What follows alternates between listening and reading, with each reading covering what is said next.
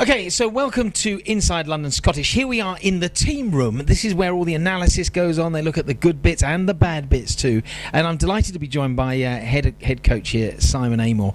Simon, look, the report so far this term, 1-3, lost 3 in the league. We'll come to the Cup in a minute. What's your feeling about that? What's your analysis on that? Well, to have won 3 games at home and to have lost 3 games against the top 3 sides in the league, on the face of it seems okay. I think it's actually the performance that we're not particularly pleased with. We're attacking okay, still got lots of areas to improve upon that part of our game, but it's really our consistency in our performance throughout the 80 minutes, and our defence in particular is an area we really do need to get on top of. You mentioned performance, and looking like last Saturday's game, home to Moseley in the Bni Cup, and we're playing them I think 4 times this season. We knew what they were going to come with. We sort of could anticipate the style of play, and we started like men possessed. We got 20 points in 15 minutes, but then it just fell apart. How do you explain something like that? Well, it's a difficult one. There was a few honest words said last night. I mean, the start, we focused very strongly on the start because we felt we'd been a bit off in previous games, and delighted to get 20 points up and thought, this is a good place for us to kick on. Unfortunately, it was our defensive areas that we really got our roles and responsibilities wrong far too often. And Moseley are a very, very good attacking team, a good defensive team as well. A very good attacking team, and they took their opportunities and took them well. I mean, the really disappointing thing from my side was actually clawing our way back into the game and having a chance to really kick on and seal off the match. We didn't do that, and that's just something we've got to work on very strongly as a group in terms of that consistency. Yeah, and we have looked good this season so far in attack, really good, and the defence has as well. I mean, is there a question, did we get too complacent, do you think, after 20 minutes with those points, or 15 minutes points on the board? No, I don't think so. We haven't spoken, we've spoken a lot about the need for us to kick on as a group and improve our consistency and our performance, and we know the standards we set here at London Scottish are very, very high, and those are throughout the 80 minutes as opposed to being for small chunks. It's key areas of our game that we're getting wrong at the moment, and in particular in terms of the coaching side of things, we're looking to address that by bringing coaches and improve. Now, you touched on the coaching side there. Look, coach's job is a difficult one at the best of times. Alex, as we know, left because to pursue his teaching career, quite understandably, which has put a lot more pressure on you, hasn't it? I mean, how on earth are you dealing with it? Well, it's a challenging time. It's never great to lose somebody as good a technical coach as Alex Costello is. He was a huge asset to the club and a great person for myself to work with. To lose him 2 games into the season is of course difficult, and spend a lot of time looking out there, seeing who the potential replacements are. Want to get the right people on board. We've got good players here and they deserve good coaching, and I'm pretty pleased the people we've just in the process of nailing down right now. It's taken a little bit longer than I would have liked, but it was important for us to get the right people on board and so we can kick on for our season rather than making a very swift decision that could ultimately prove to be the wrong one. So without giving too much away, without giving anything away, but I mean, we're talking about people who potentially will be joining the club, subject to contracts and so on, but of international quality and Premiership quality. Yeah, people who've played at the very highest levels of the game, and people who are working with Premiership teams in the very highest levels of the game as well. So the experience will be fantastic. The challenge for us as a group right now will be, how do we blend our coaching philosophies together very quickly, something that's generally done during the pre-season, the off-season period. How do we blend our coaching styles? How do we get that so it's very we're on the same page, and then translate that down into the players? So we're a bit behind, in terms of the time frames aren't great, but the potential is certainly there. It may take a few weeks to bed in, but I'm excited about the group. But actually, if you look at the table, very few people would have thought we'd have been necessarily above Cornish Pirates and Bristol, who were challenging last season for actual promotion. So I mean, it's been a bit of a topsy-turvy season for a few sides. It just shows the Championship right now. I mean, it is so competitive, and you've got these teams that are exceptionally performed exceptionally well in recent years, and it really is a case at the moment. You certainly see the weekend with ourselves against Moseley.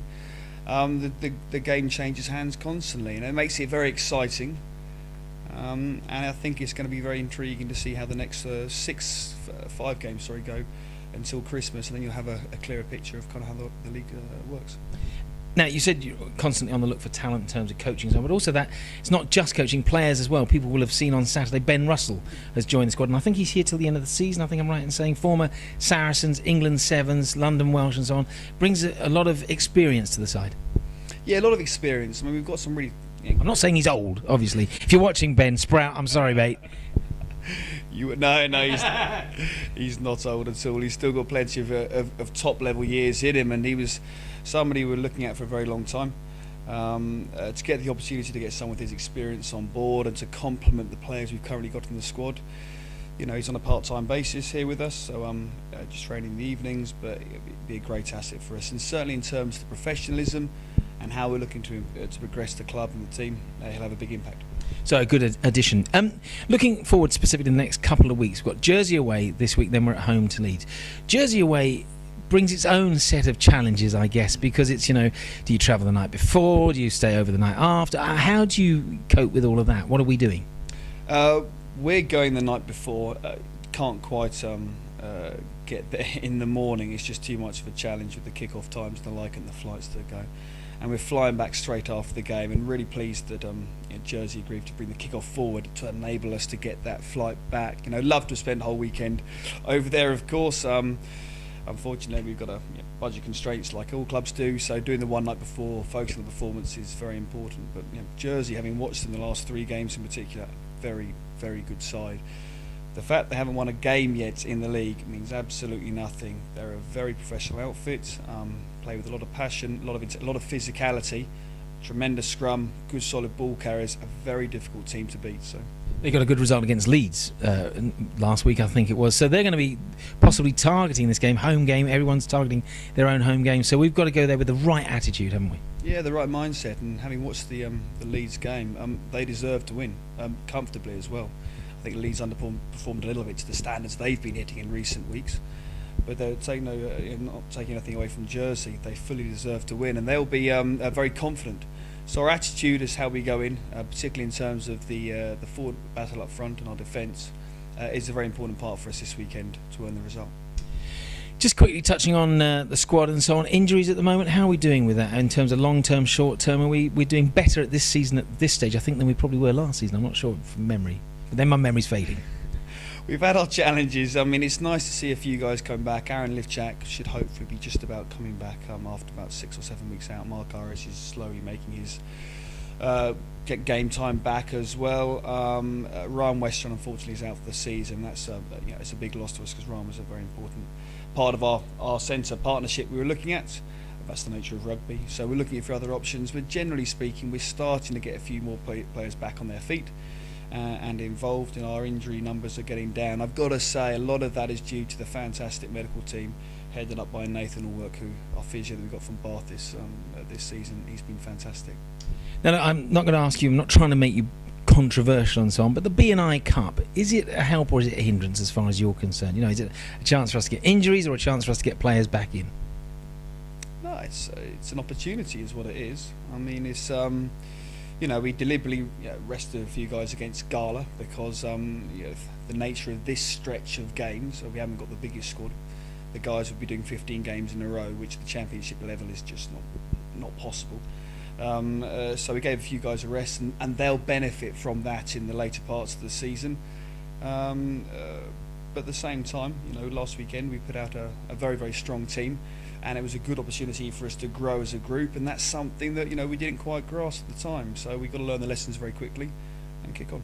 Well, Simon, as always, you're always open, you're always honest, and I'm sure everybody appreciates that, and thank you for that. The style of rugby we're playing, when we are attacking, boy, we look scary sometimes. I hope that continues. I'm sure everyone would join me in wishing you luck for the next part of the season. So thank you very much.